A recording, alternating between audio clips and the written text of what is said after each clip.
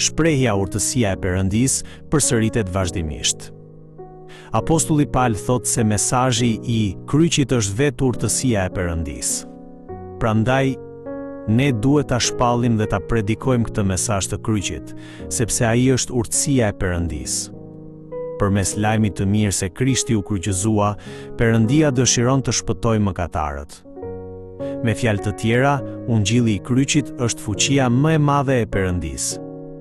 Njeriu nuk shpëtohet sepse shërohet nga një sëmundje ose sepse problemet e tij zgjidhen, por sepse beson në ungjillin e kryqit. Prandaj ky mesazh i kryqit është lajm i mirë për ata që besojnë. Ndërsa për ata që nuk besojnë, ai duket si një fjalë e marrë dhe e pakuptimt, dhe përfundimisht ata shkojnë drejt humbjes. Kështu, besimtarët duhet të besojnë fort në fuqinë e ungjillit të kryqit dhe ta shpallin atë me guxim. Pali thot gjithashtu se Perëndia i ka zgjedhur besimtarët. Por ata që Perëndia zgjodhi nuk ishin njerëz të mençur ose të fuqishëm sipas standardeve të botës.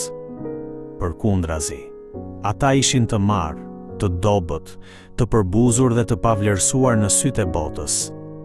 Perëndia i zgjodhi pikërisht ata dhe i bëri popullin e tij. Ne nuk u shpëtuam sepse ishim mjaftueshëm të zgjuar për ta kuptuar dhe pranuar ungjillin. Ne besuam sepse Perëndia na zgjodhi i pari dhe na dha hirin e tij. Kjo është hiri i Perëndisë. Prandaj besimtari preket thellë dhe është mirënjohës kur mendon: Perëndia zgjodhi dhe shpëtoi një njeri si unë. Si rrjedhim, ai nuk mburret me aftësitë ose meritat e veta, por vetëm me hirin e Zotit.